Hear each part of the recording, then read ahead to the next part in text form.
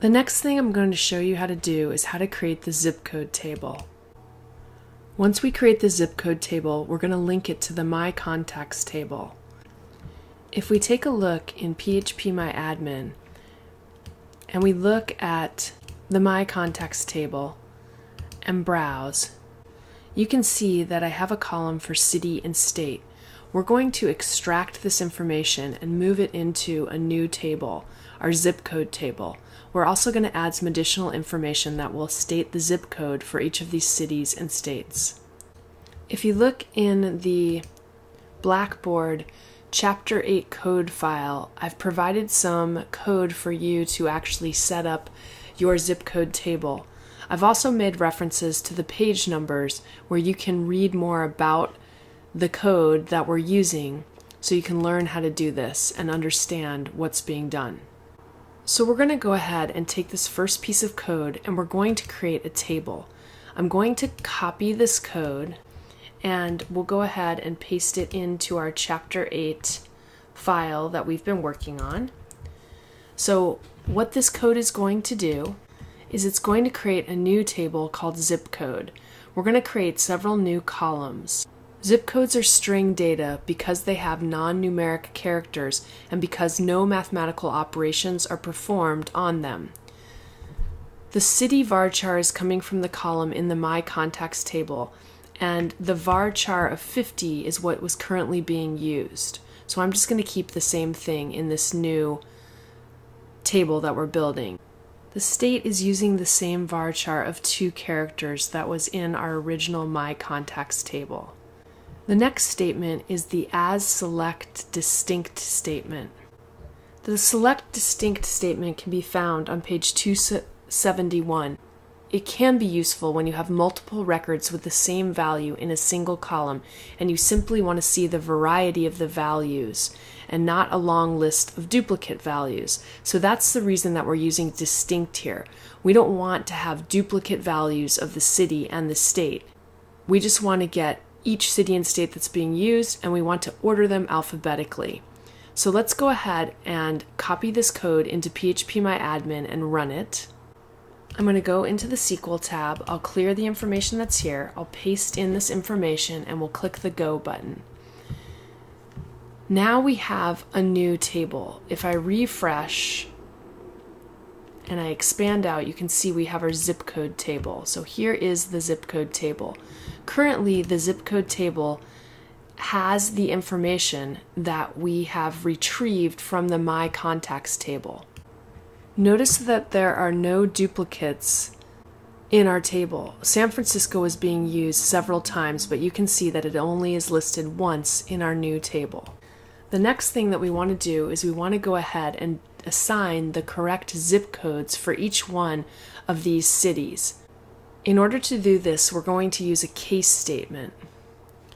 So I'm going to go back into the code that I've provided for you, and as you can see, here is the update with the case statement that I've already created for you. So we're going to go ahead and copy this, and just to keep a record of this, I'm going to go ahead and paste this into my brackets SQL file. Remember that the cased expression was from page 242 of your book, so if you read the question and answer on page 246, at the end of our case statement, it says, do I have to use the else? It says that this is optional, which means you can simply leave that line out if you don't need it, and in this case, we don't need it. So let's go ahead and let's update our zip code table. I'm going to get this code.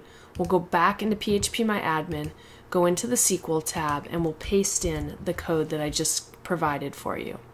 So what we're doing here is I'm going to set the zip code equal to, and then all of the cities that were listed, I went ahead and I found the appropriate zip code for them.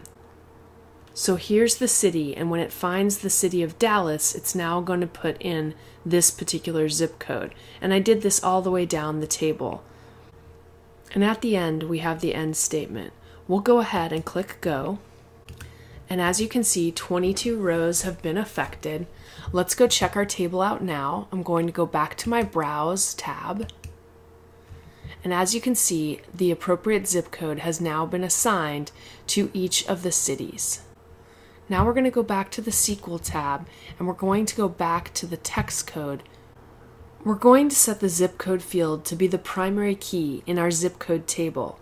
Notice that we're going to use the zip code column as a natural key, and we're not going to auto increment it. Natural keys are data that's already in the table. This would be like a VIN number on a car or a social security number. If you want more information on natural keys, you can reference page 180. We'll copy this code, and just to keep a record, I'll paste this into my document right here, and then I'm going to go back into the SQL tab, and we're going to paste in the same line of code. I'll click Go. Let's go to the Structure tab. We're already in the zip code table. If we look at the Index tab, you can see that we have a primary key specified. So our primary key is set to the zip code column. So now we've got the zip code table taken care of. Now we need to make a connection from the zip code table to the My Contacts table. I'm going to go back to the code file that I've provided for you here. I'm going to alter the table My Contacts, and I'm going to add in a foreign key to My Contacts and populate it with the correct zip code values. So we're going to copy the code right here, and we'll go back into our SQL tab. We'll clear what's there, and we'll paste in this code. I don't need the comment, so I'll just get rid of that. So all we're doing here is we're just going to alter the table My Contacts, and I'm only going to add in a column of zip code. Notice it's the same data type of a varchar 10, not null, and I'm going to go ahead and put this after the professional ID. We'll click Go, and if I go into the My Contacts table and we go to the Browse tab, you can see that now we have our zip code column. So now we just need to fill in the zip code column. So I'm going to go back to the Blackboard code that I've given you, and we're going to grab this update statement right here. I'll go back to PHPMyAdmin, I'll go to the SQL tab, and we'll paste in the code. So this update statement is a little bit different. What we're doing here is we're going to update the My Contacts table. We're giving these aliases, MC for My Contact and ZC for zip code. We're going to set the column name in the My Contacts table zip code equal to the zip code alias in the zip code column. And we want to do this where the My Contacts city is equal to the zip code table city and the My Contacts state is equal to the zip code state. So by using the aliases, we can specify which table we want to pull these columns from. We'll go ahead and click the Go button, and if we go into the My Contacts table and we go to our Browse tab, so now the zip code correlates with this city. Now eventually we're going to get rid of the city and the state columns. So what we want to do is we want to do the same thing that we did with the profession and the prof ID column in My Contacts. We want to go ahead and set up these as foreign keys so that they link to that zip code table that we just did. So we have a little more work to do. Let's go back into our Blackboard code file, and I'm going to go ahead and set the foreign key. We have to move the information before we set the foreign key. If you have no data in your tables, you would go ahead and you would put the foreign key constraint on.